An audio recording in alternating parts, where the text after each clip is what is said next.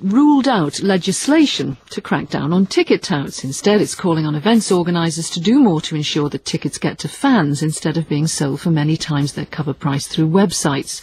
The government also wants voluntary agreements to protect what it calls the crown jewels of British sport, such as Wimbledon tennis, World Cups and major finals. All of this is going to be discussed in Parliament in a few hours' time, but this is what the Sports Minister Jerry Sutcliffe says is meant by a crown jewel event. What we're looking at is where we are in broadcasting, where we have a number of sporting events, like the Olympic Games, the FIFA World Cup finals, the FA Cup final, which we see as being specific to the nation because of the heritage of those sporting events. And we think that we ought to apply the same sort of principles to the sale of tickets as we do to broadcasting. But it's a subjective judgment, this, isn't it? What's a crown jewel event to one person might not be to another, so why not just protect all events in the same way? Well, you can't do that. Many events are commercial events, and I think it's this distinction about the crown jewels in particular in relation to sporting events that we want to make sure that allocation of tickets gets to the fans and that fans are not exploited by people block booking tickets and then selling them at inflated prices. So are you saying then you would like to see a situation where tickets did not fall into the hands of secondary ticket sellers in the first place? Not in all occasions. I mean, I think for some music events, some commercial events, the secondary market offers good value to consumers. But where we are concerned is where there's exploitation, where there's block bookings and then they're resold for an inflated price, and fans lose out. We want to make sure for things like free concerts, like Live 8, the Diana concert, that were meant to be free, that tickets shouldn't then be resold on the internet at inflated prices.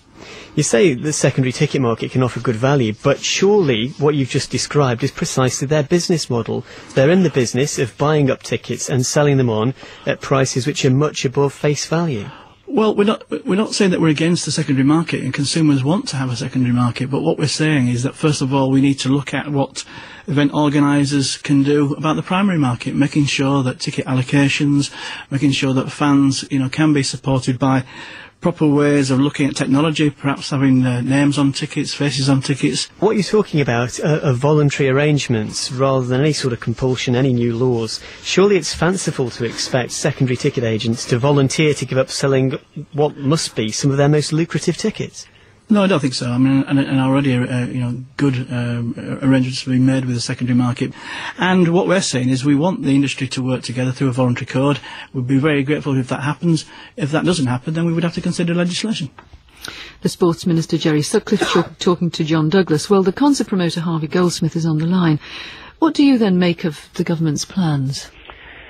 I think it's a lot of words and no action. It doesn't make any sense. And I think the interviewer who, picked out about the idea of these dual in the Crown events doesn't make any sense either. I mean, I produce Live 8. How do I differentiate by the fact that for Live 8, if Madonna's playing on Saturday, that's protected, but if she's doing her own concert on Sunday, that's not protected? It just doesn't make any sense. And what constitutes a Crown event or a dual event in any event? That's the first thing.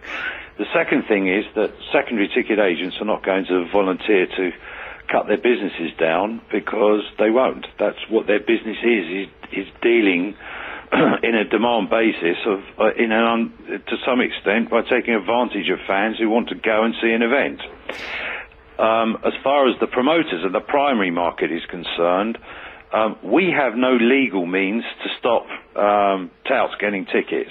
Once they're out distributed on the marketplace, we cannot stop organised gangs who, and I know of at least one example personally of somebody that I've actually met who has 25 young students working for him. He's given up his real job, and every time there's a big event, they all go online, they go to the box office, wherever they can, they collect up the maximum amount of tickets they can.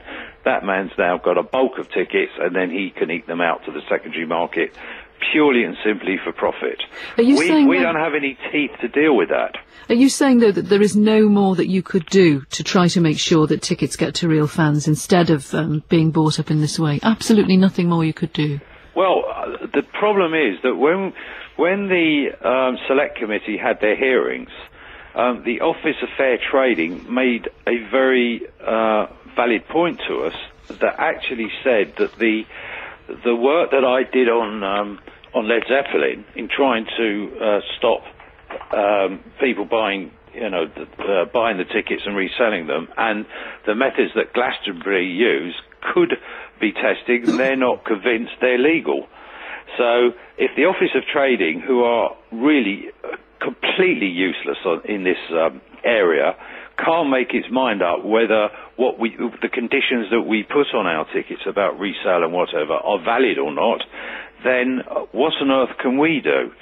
And I think the most important point, which to me singles out the differentiation of why we want some jurisdiction and legislation, is that currently you cannot differentiate the fraudulent secondary ticket sellers from the real ones. You don't take the point that some people make, even government ministers who seem to have a rather ambivalent attitude to this, that some consumers who can afford it, they're happy to use these online sales companies because they can afford to pay, say, to get Wimbledon final tickets, whereas they can't get the tickets, through the normal means. It's not a question of affording. What I'm trying to say is that there is no differentiation whatsoever in this kind of grey, murky market between what are secondary ticket sellers who may have the tickets and the fraudulent secondary ticket sellers who definitely don't have a ticket. I mean, there's an outfit called Get Me Tickets, of the owner of which was the secretary of the Secondary Ticketing Association, which the government has apparently been dealing with, who's just been arrested, as I understand it, because 9,000 people were defrauded of their money because they couldn't get tickets. That's my issue. Harvey Goldsmith, we have to disassociate ourselves from what you've just said, because obviously those people are not here to represent themselves. I don't know the facts of the case at all. But anyway, thank you for joining us. The website Viagogo describes itself as the largest secondary ticketing agency in Europe, and its boss, Eric Baker, is in the studio. The government has said it wants to make efforts to make sure that more fans don't pay over the odds for tickets. Aren't you really in the whole business of trying to ensure that you do get more than the basic price? Obviously you are. So that any of these government ideas are totally in conflict with what you try to do.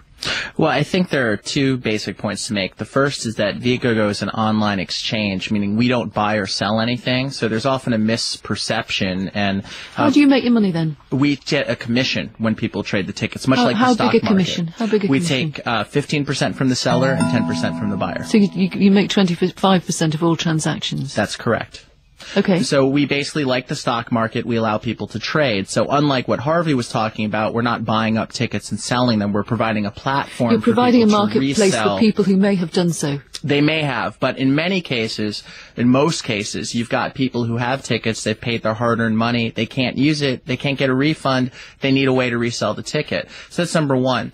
I think secondly is the point that was made very clearly by the minister, which is that what they're really talking about is accessibility to events, and oftentimes the real issue is the primary distribution of the tickets. So for example, take Wimbledon, which is a crown jewel event on television. Quite frankly, if you're not a member of the All England Club, a member of the royal family, or an employee for Nike, there aren't very many tickets. There may not be very many, but you know quite well that people do get tickets who are not members of any of those clubs. Ordinary people do get tickets for Wimbledon. Well, I think the issue is they don't get enough, and I'd be happy to go over the statistics of, take the Rugby World Cup or the Led Zeppelin concert. There'll never be enough tickets for those events, will there? So shouldn't it really just be first come, first serve? I think it should be people first come, first serve, buy the tickets, put them on your website and get massively over the odds for them. Well, I think to take your statement, it should be first come, first serve, whether you're a member of the All England Club, the royal family, or wherever you're from. Give everyone an equal opportunity. We understand that there's limited supply, but what we're talking about is the equality of opportunity to give people a shot. So what you're saying is if everyone had equality of opportunity, you'd be happy to close your website tomorrow? No, if everyone had equality of opportunity, I think that you would provide more accessibility to the true and average fan, because right now the true and average fan does not have equal opportunity as an employee of Nike. But will you agree to lay off the crown jewel events or not? If they were to open up Wimbledon and make these tickets available for people as an equal shot, where you didn't have to be a member of the All England Club, a member of the royal family, or a member of Nike, we would certainly consider doing that. Thank you very much. We must leave it there. You're listening to You and Yours on BBC Radio 4 with Winifred Robinson and John Waite, and the time is 29 minutes past 12. Still to come, for the first time since the Doomsday Book, more than half